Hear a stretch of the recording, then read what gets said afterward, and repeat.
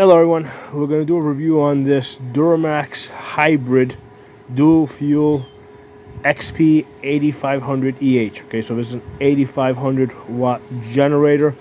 We had a power outage that lasted about 36 hours. I wasn't running it overnight. Basically when we went to sleep I turned it off. I just finished draining out the fuel, all right, because you don't want to let your gasoline sit in the tank because it's gonna end up going bad. So there should still be a little bit in the line. Let's do a startup, okay, using the fuel. So in this position here, in the vertical position, that's for the gas line. If you turn it to the horizontal position here, that goes to the propane tank. So right now there should still be just enough in the fuel lines and a little bit in the bottom. Let's see if we can get this thing to start up.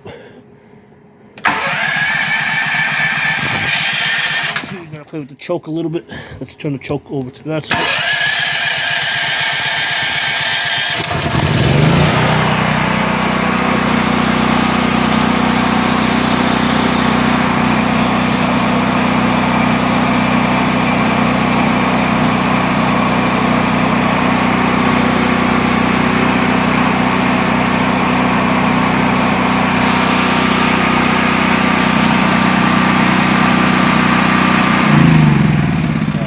Turn this off over here. Okay, all right, so actually I didn't notice. I wanted to see how many hours this thing had been running, because it gives you a count here. Let's start it up again. I want to see what the hours are.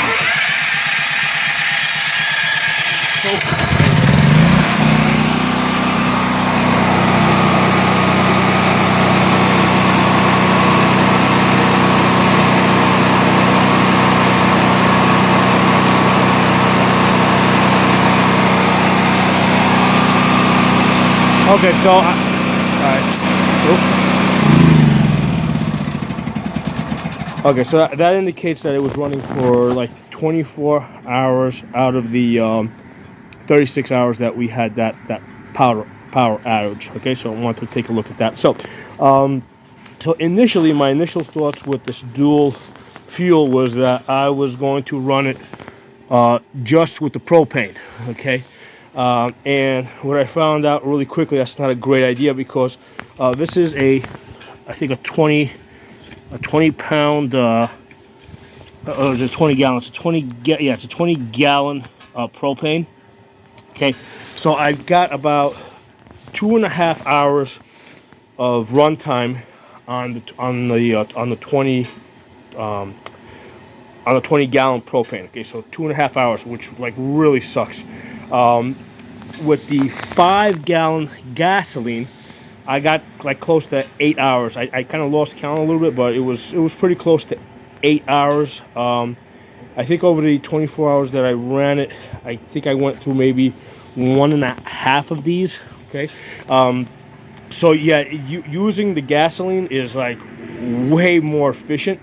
And you also get a little bit more power outage. You get, like with the gasoline, you get the full 8500 watts. Okay, when you run it on propane, you're gonna get something like 7500 watts. Okay, so you're not gonna get like the full power output on the propane. Okay, and now this is a 2-floor house, 3 bedrooms, 2 bathrooms, 2 refrigerators.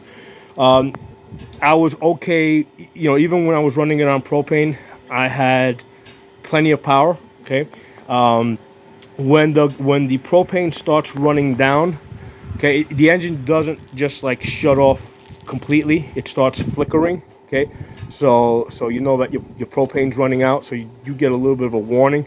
It doesn't just cut out completely on you with the propane. So at that point, I came out and I filled up the the gas tank. Okay. Now, by the way, I just finished draining it out. So I used this fuel transfer pump over here. It's battery operated. I basically drained out all the gas that was in the tank back in there, right? Because you don't want it sitting in the lines. There's still a little bit left in the lines. At some point, maybe I'll just let it run out, or you know, every couple of weeks, or you know, I'll run it for like a few minutes or something, just to make sure that it doesn't sit in the gas lines. Okay, so that's like the main thing I wanted to get out. Like it ran well for my needs for the 24 hours. I mean, this is not going to get you through the apocalypse, okay? Because you're going to run through gas pretty quickly, unless you have a supply of gasoline. You know, you're not going to last long running this. Okay, so you do need a supply of gasoline. The purpose of this is if you get, like, you know, because we had a storm, and I think there was some tree lines that knocked out the power lines, and what happened was that the power, you know, it knocked out the power lines in a couple of areas. So that's why it took like it took 36 hours to get the power back on. Okay, so this is kind of ideal for that situation. The other scenario is where a car like hits a telephone pole or something, knocks out your power. So this is really good for that. I did do a prior video where I reviewed this in detail. I'm gonna include a link, because I really go into the details of how I start this up. One of the things I discussed in the video is you need to practice. Like don't just like buy this, sit this down, and say, okay, I'm not going to turn this on until I get a power outage. There is a little bit of a trial and error, especially like with the startup. Very important. Like I said in the first video, you absolutely must have an electric startup. Right, this one's battery powered. I bought this one from Amazon. If you go to Harbor Freight, like you might be able to get it like at the same price, because this one I think was like $1,200 or $1,100, somewhere there. You might be able to get one a little bit cheaper, but it's not going to have wheels, and it's not going to have the battery. So the battery is like almost like $100. So you gotta have a battery. As you saw before when I was starting it up, you could see I had to crank it. Okay. Now imagine doing that like in the winter when it's dark and freezing and raining and maybe snowing, and trying to pull a pull cord right in the dark. And you got to play with the choke a little bit as you're pulling the pull cord to try and get the right air gas mixture. So that really sucks with a pull cord. Okay, so it's definitely a lot better to just be pushing a button and having the engine crank, and then you're throttling the choke back and forth to find the right air gas mixture. That is a much easier way. I actually had a Generac. I have one. I still have it. It's a 5,500 watt, but that was pull cord only.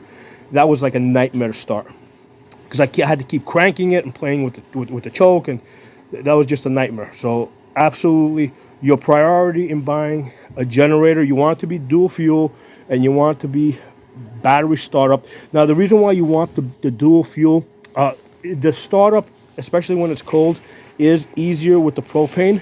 Okay, so especially if like the power goes on, like when it's dark or something, or it's raining, and you just want to get it started, you're gonna switch it to propane mode and start it up on propane. Okay, and then once the engine warms up at your convenience, you can shut it down and switch it over to gas. Okay, which is going to be a lot more efficient, and it's going to give you a little bit more power.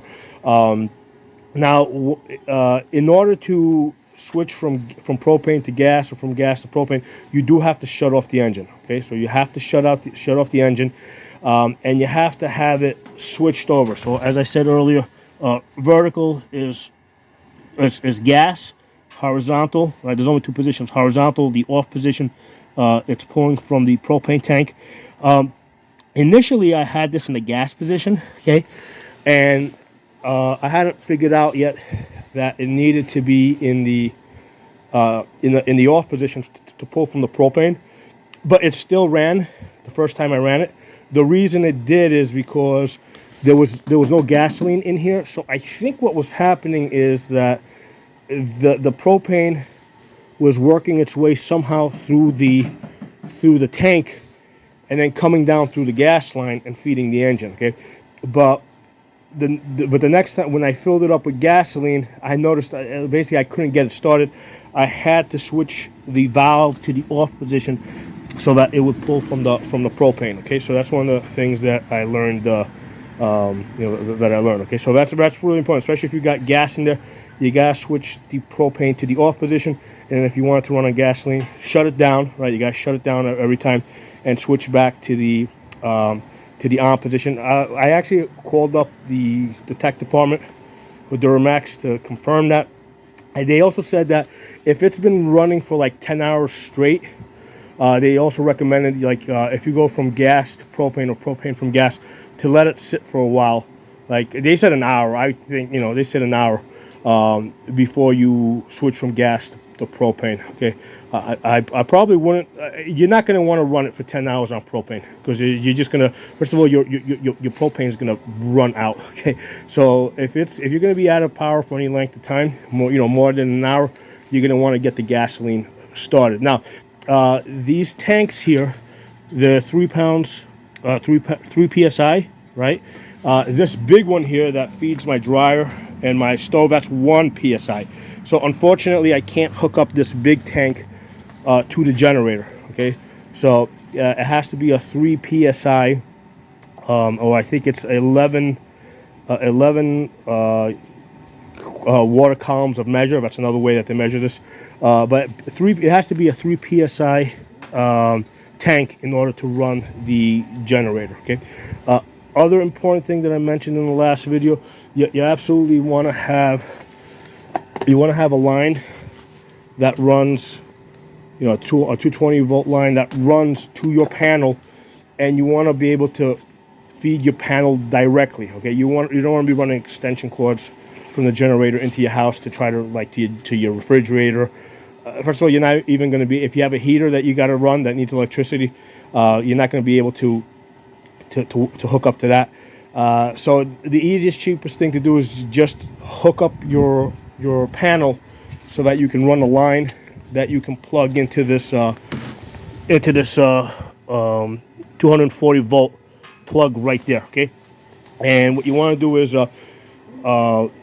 before you turn, this is the breaker over here, switch it to the off position, plug it in, get the generator running, then flip on your breaker, because you want to make sure your generator is up and running and running at a normal speed before you try to pull power from it, right?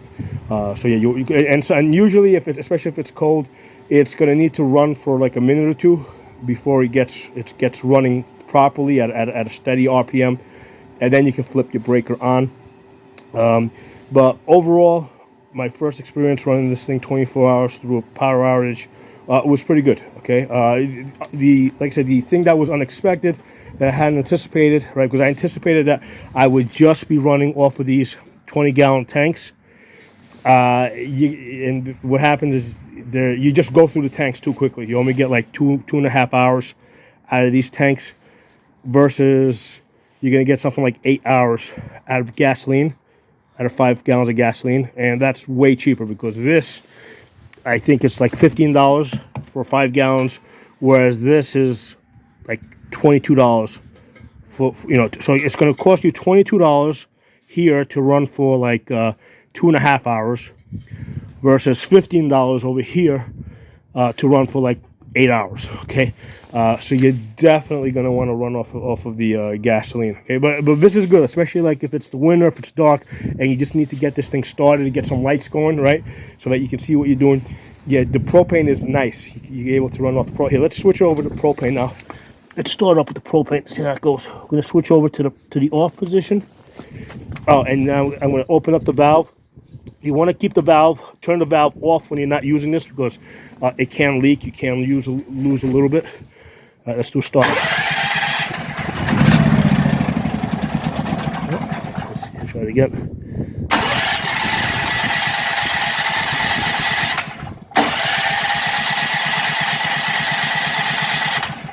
This thing's very light. It might be empty.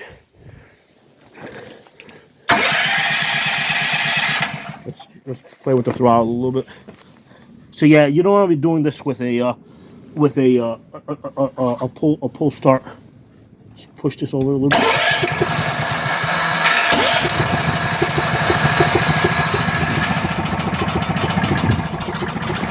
Okay, so I had to switch the choke over all the way to the right to open up the choke so that it would run on the propane.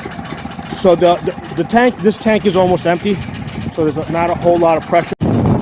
So I noticed with the propane sometimes, there you go, it's going to run slow like that for a little bit, because the propane just has less energy, and then eventually it picks up and it starts working at a faster speed.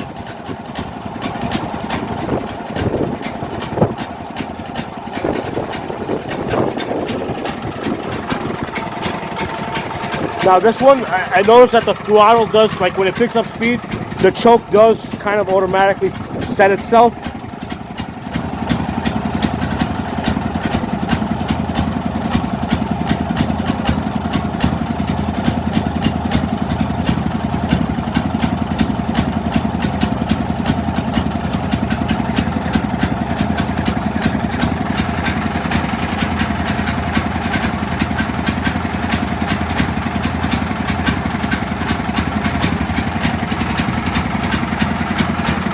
Let's see if we play with the throttle a little bit.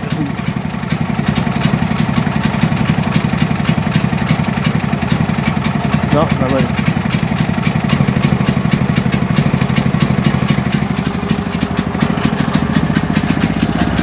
There it goes. Alright. Alright, so now it's running at normal speed on the propane. So let me step back so you guys can hear me a little bit better.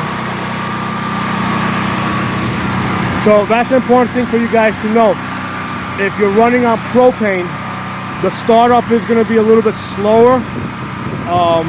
It's going to take it a while before it gets up to those RPMs. But at the same time, like I said, the propane doesn't go bad. Gasoline goes bad. You know, you got to drain it out. So yeah, you definitely want that dual usage.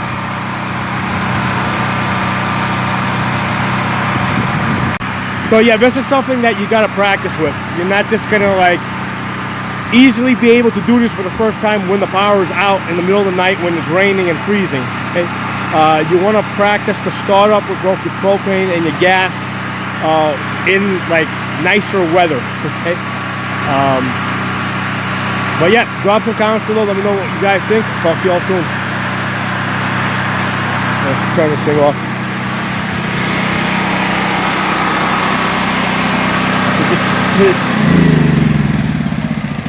Switch down to turn it off. Alright, so then, and also what I'm doing is I'm going to cover. I got that basically this plastic shelter here that I'm going to pull this over and cover it. Try to keep it a little bit out of the weather. Now, one of the things to be aware of with this is that on this generator, you're either going to run 240 to your panel, or you're going to run to these outlets.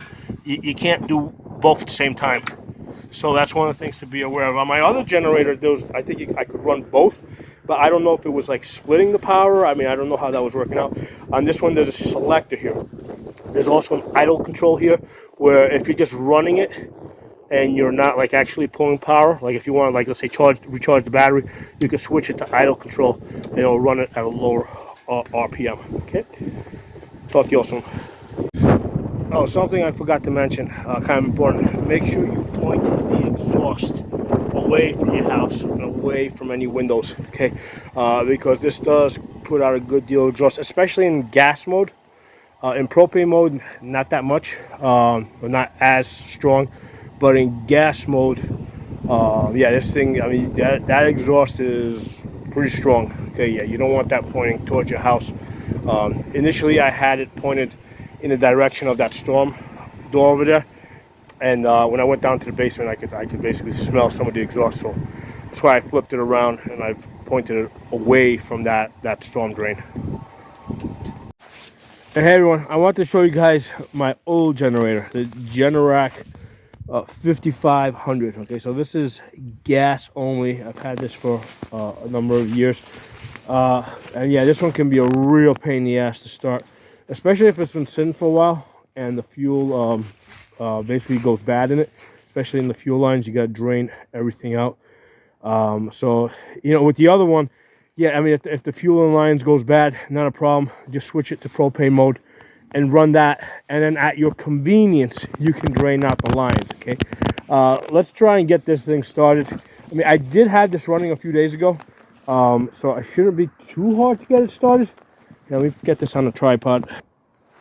All right, one of the interesting things I should mention is this one is like way louder. That other one that I have, the new one, the Duramax 8500, that one is like much quieter than this. And in fact, when I'm standing like outside my door, okay, when it was running the other day, I could hear my neighbors running across the road you know, more than I could hear my own running right behind my house. Okay, so anyway, with this one over here, move this to starter. There's not really any buttons and switches on this. Right? It's just either start mode, run mode, choke mode. There's no switching it, and you just crank it.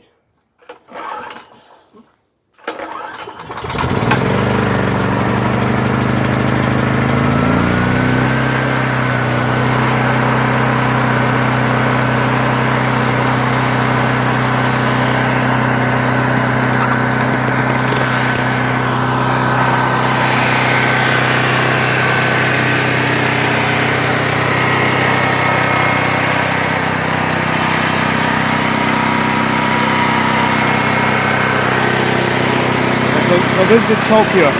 That's the choke. That's the run. And that's the stop it. Stop it. So yeah, it's not a problem if you're running it like every week or two, but what generally happens is sometimes you'll forget to do that and you'll run it like, you won't run it for a couple of months. You know, like 6 months or something, and then the fuel just goes bad in the line. So what I decided to do with this one now is I've just got it on this pallet, and what I'll do is I'll use my tractor, and like a lot of times, let's say I'm doing some work at different locations on the property, I'll just pick this up, take this out, let's say into the woods, you know, and I can use electric equipment out in the woods. You know, so that's the way I'm using this, and now this is basically a backup to the backup. Yep. But yeah, the other one seems a lot quieter, especially in propane mode. In gas mode, they're about the same, okay? But I mean, I don't know what my neighbor's using across the road, but his is like way, way, way loud. Much louder than either one of these.